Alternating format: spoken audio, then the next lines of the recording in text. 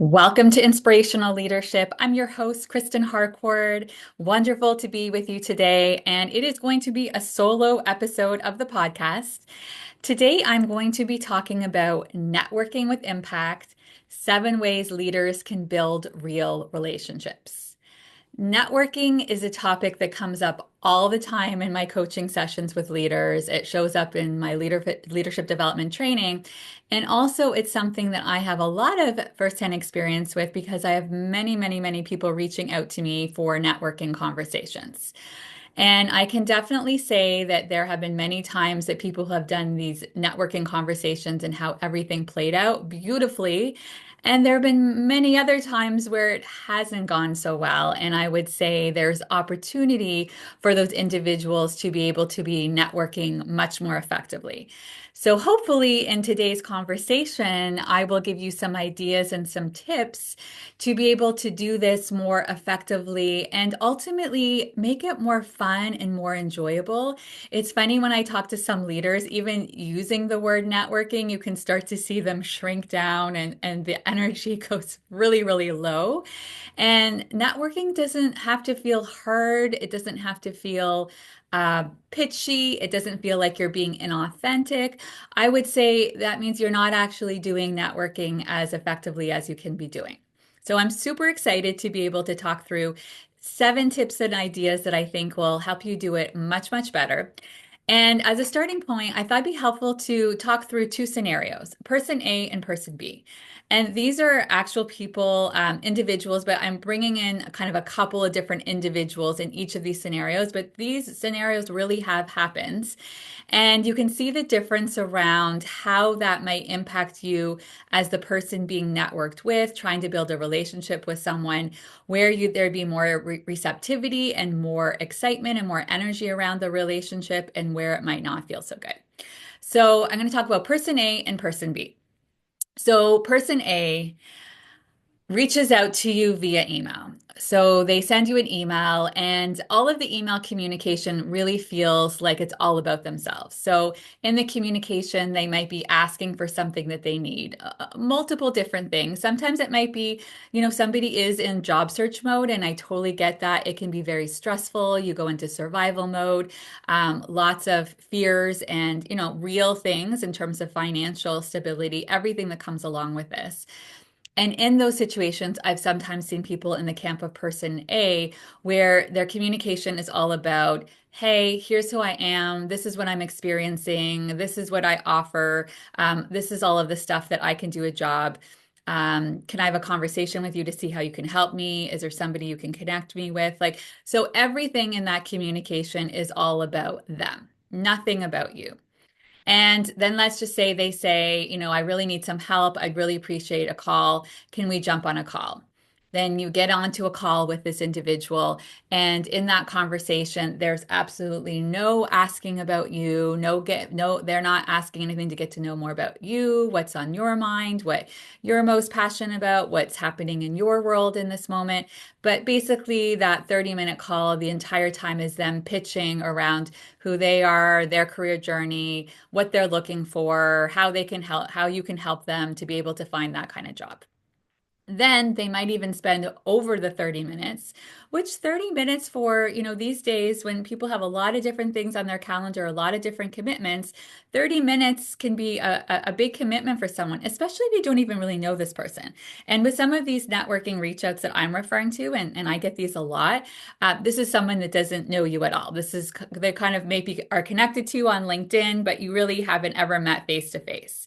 So again, the entire conversation is all about them. They spent no time getting to know you. And then they even go over the 30 minutes. So you have to say to them, we're going to have to wrap this up because I have another call. And they're kind of like, oh, I still have more to say. I have more talking to do. And then you get off of the call.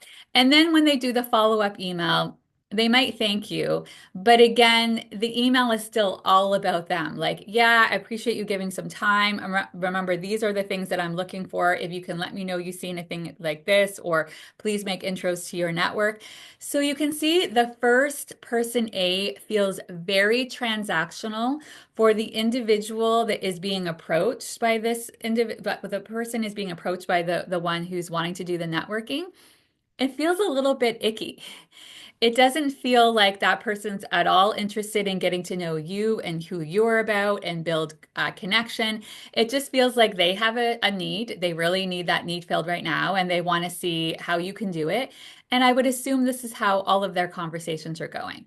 And this is really short-term thinking because the whole time that person is spending thinking about themselves and talking about themselves and doing nothing to actually build a stronger relationship with that individual because they haven't even gotten to know them. So let's contrast that with person B. And person B might also still be in job hunting. They're looking for a new role, but they approach things a lot differently. So first, when they reach out to you, they're asking you about how are things going on in your world. They might be talking about their situation and how they're currently looking for another role, but it's not what they lead with, and they're really spending more time wanting to get to know you and what's going on in your world. So they ask if you'd be up for having a short call. You get on the call with them. The beginning of that call is again not them jumping into a pitch around what they need, but they're asking questions to really get to know you better, right? What's going on in your world? What are some of the big projects you're having, you're currently working on? What are some of the struggles you're experiencing in your business? When you think about the different ways that I could help you, what would that look like? You know, what are the things that you're trying to do? Maybe there's somebody in my network that I can make an introduction to. Then, after they've spent time really getting to know you and what's going on in your world, then they spend a little bit of time now sharing, thank you so much. And, here's what's been going on in my world. This is the kind of role that I'm looking for. And it's really important when they are talking about where they're at and what they're looking for. It is high level. Like in this networking conversation, you are not spending the entire 30 minutes going around speaking through your career journey since you were in high school and spending the entire time doing that. That's not helpful for the individual learning about you, and it's not helpful for you because before you know it, the conversation is done. So they're high level sharing, here's where I'm at. This is what I'm looking for next, kind of people I would love to get intros to, kind of industries I'm working on. So doing that in a really high level way, maybe you could do that, I find, really effectively around 10 minutes. And then after that, they can also be asking you after that 10 minutes, what is there anything you would think would be helpful for me? Any resources I might want to look into? Any feedback you have around the way I'm approaching this? So in some of these networking conversations, I have a lot of thoughts around from a career research, career exploration, feedback that could be giving some of these individuals, but they're spending the entire 30 minutes just talking about their career history and all of the things that they want to do next. So there wasn't even an opportunity for them to be able to get some probably super helpful feedback. And then when this person B comes back, they are in their email really, really thanking you for the time that you spoke, saying back to you what you had said and be able to re-articulate that. Perhaps even come back to you with a resource, right? So based on your conversation, maybe you said these are the kind of themes that I'm really are front and center for me, and maybe that individual sends back a recommendation around a book, a really good article, a podcast you really listen to, or maybe even an introduction, right? That person might have said, "Oh, based on what you're saying, I thought this might be a person you might want to connect with. Let me know if that would make sense, and then I'm happy to make that email introduction." Do you see the difference? Like person B, you just leave that conversation feeling so much more energized because you got to get to know that person better. They were really invested in getting to know you better. And this is going to be something that can be more of a long-term relationship, a long-term strategy. That was the first conversation and what might be many.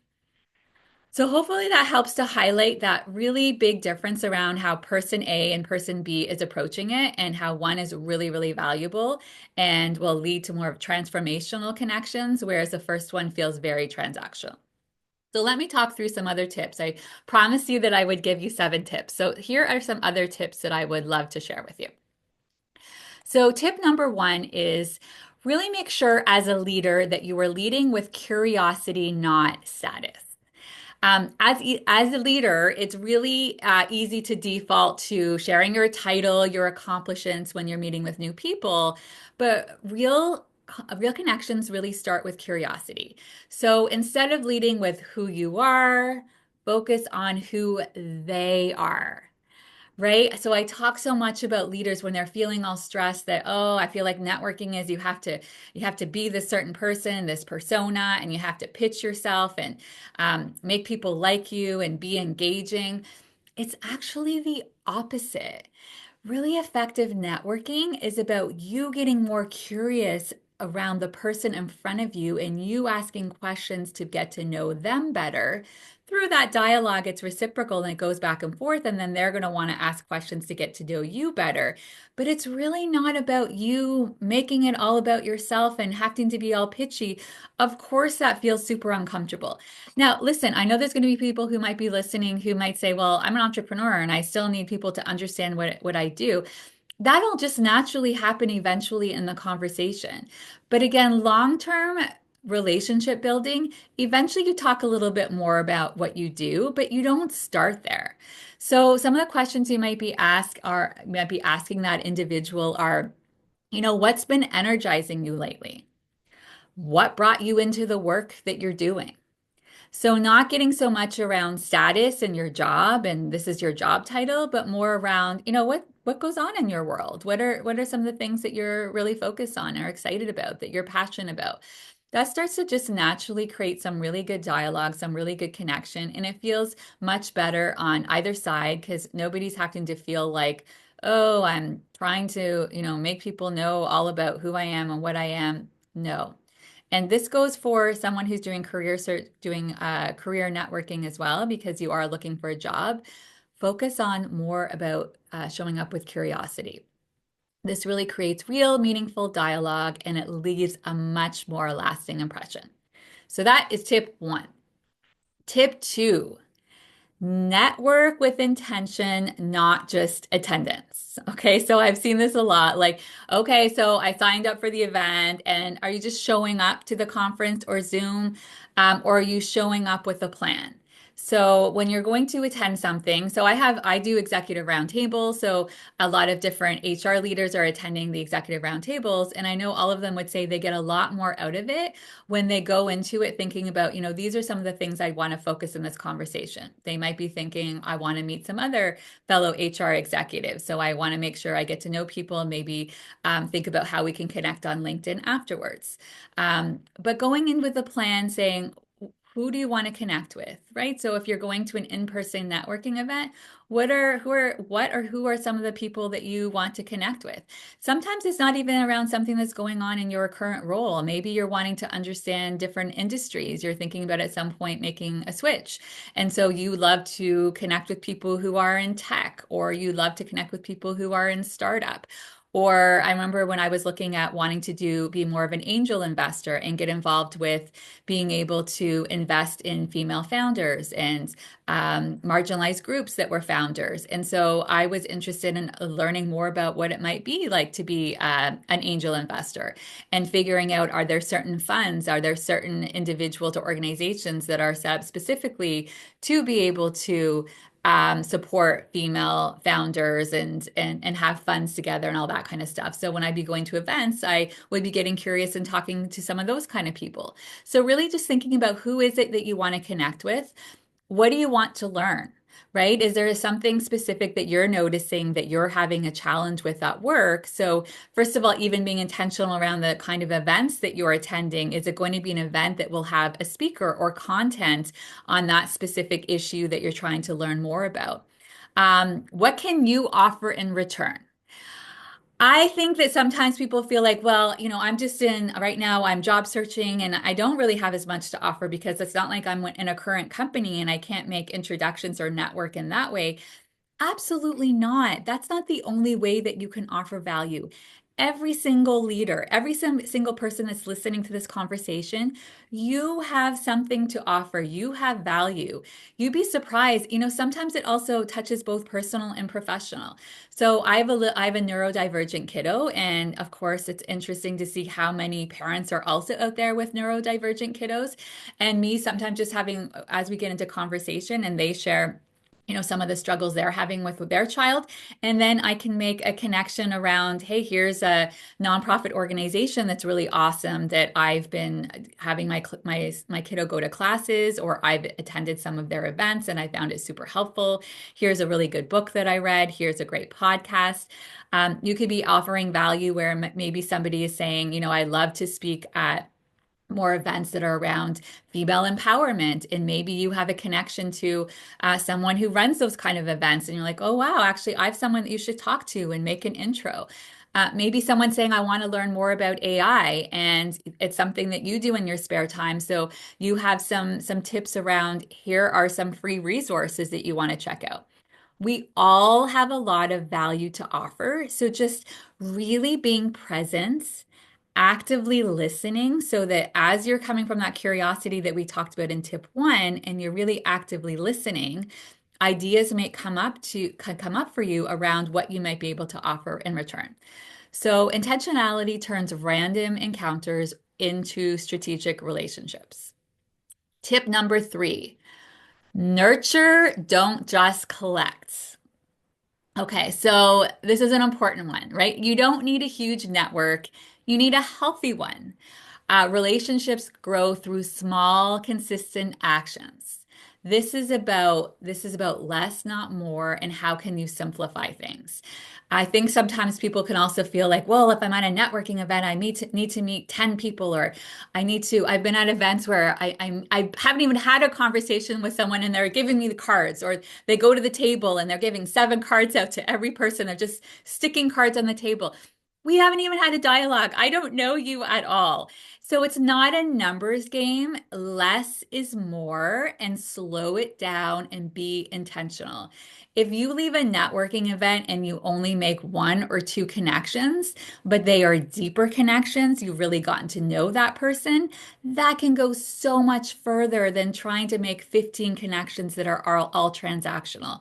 Now you're juggling all these balls, and then you're going to give a generic email to everybody afterwards. Now, I know there are some people who are just like super, super networkers, and maybe you're not even listening to this conversation anyways because you've got it figured out. And maybe you're going to go to an event and you do meet 10 people and they are really valuable connections, and that's your superpower. That's great. But in general, I actually really tell people to approach it that less is more, and to slow it down. And then so that it's easier afterwards, that you can send a follow up, right? You got to know that person. Maybe you connect them on LinkedIn, send a message afterwards thanking them for their time. Maybe they gave you their card, so you can send an email afterwards letting them know how much you enjoyed their conversation, and then putting their information somewhere so that you can make sure that you don't lose that contact and there's someone you can get back in touch with, maybe a couple of months later, 3 months, every quarter, you check back in with that person and see how things are going. So, and sometimes this might be internal networking as well. So I also want to highlight, we're talking a lot about maybe you're going out to events and meeting new people at different organizations, but this is also could be happening where you're going to a conference within your organization internally, and you're getting to meet a lot of different individuals from different areas of the business. Maybe you're a global organization and you're going somewhere where you're getting to meet different office locations. So all of this applies just as much to when you're doing this internally, right? So how can you make sure when you've made these great connections with some internal people at your business that you didn't know before, that you just track that, so that you've written that down somewhere, so that you don't forget all about that person. It's 2 years later and all of a sudden they pop up, right? So that you can check in, and what are some of those ways that you can be celebrating their wins? So following them on LinkedIn, making sure that you're supporting when they share something that they've done that's been really awesome, in order to keep that relationship going. So networking is really not a one-time thing. It's a long game, and the leaders who play with it well are the ones who keep showing up. So it's not transactional, but long-term relationships. Okay, tip number 4, have a point of view. This one is importance. Have a point of view. People follow leaders with perspective. So they want to hear what you have to say. So by sharing your thoughts, this might be you're sharing your thoughts on LinkedIn. This might be you're sharing your thoughts in conversations. Maybe you're going somewhere where you're even actually a speaker, and then you're networking afterwards. So people are going to hear your point of view. This isn't about you being loud or being polarizing and highly dominant. And it's not about that at all. You're being very thoughtful, you're being very helpful, you're being very real, but they get to know who you are and what you're all about. It's been amazing. Like, so I talk a lot about social media, how social media has a light side and a dark side. And the wonderful, beautiful light side is I think it has been amazing for meeting people all over the world. I've made so many really, really, really good, deep connections. People I've been friends with for 15 years, 20 years, 10 years, that I met originally from back in the day, it was Twitter. Now it tends to be more LinkedIn or Instagram. Sometimes it might be local people. We happen to connect on social media. And many times they say, listen, I was following you and I loved your energy. I loved what you were about. I love what you stood for.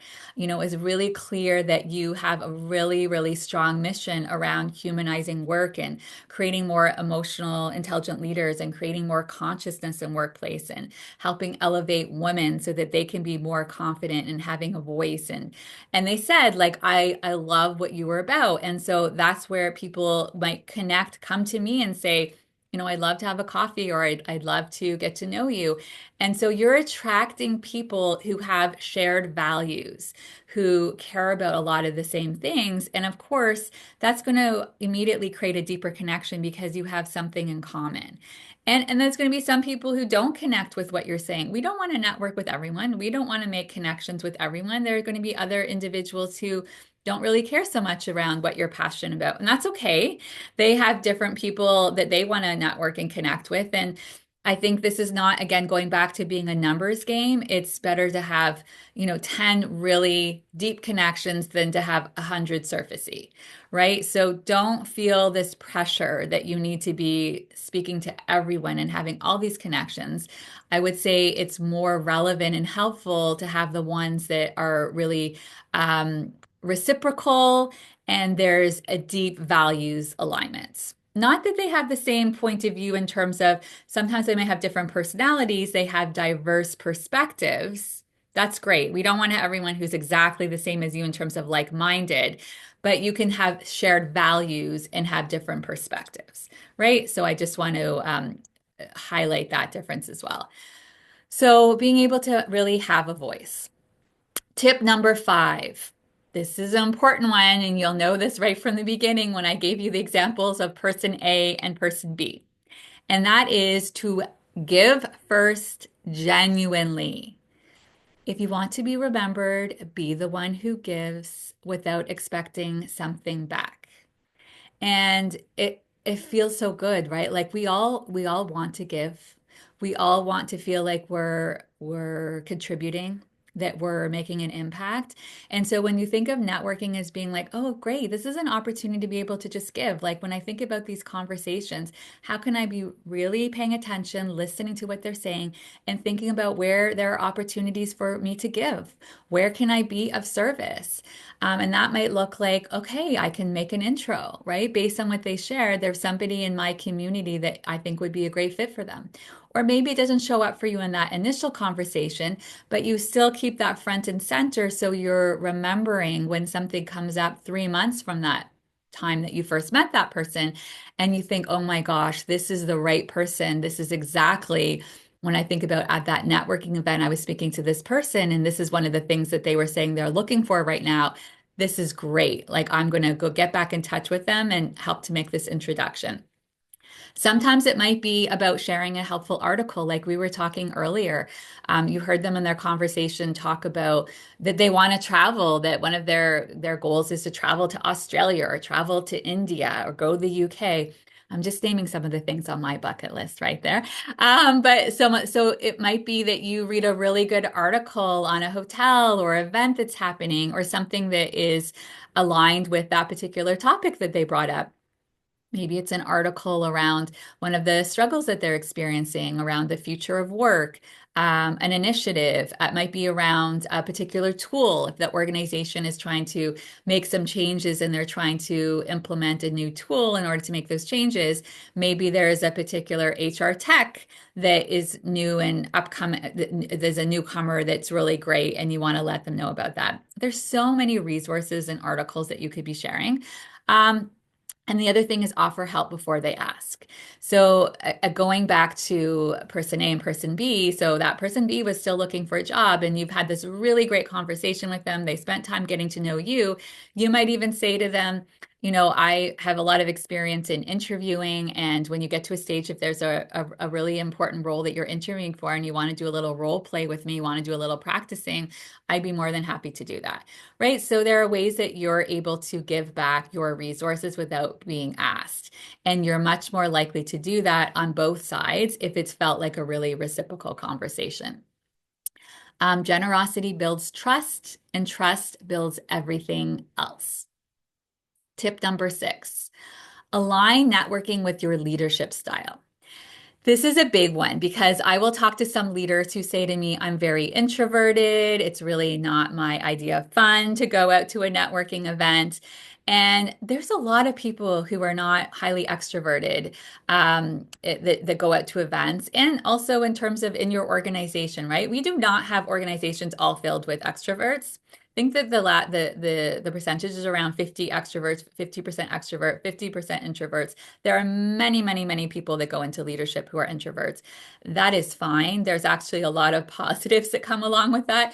Extroverts also, I would say a little bit more lean towards the extroversion for sure, but I also love my one-on-one time and I also love time by myself. Solitude makes me happy.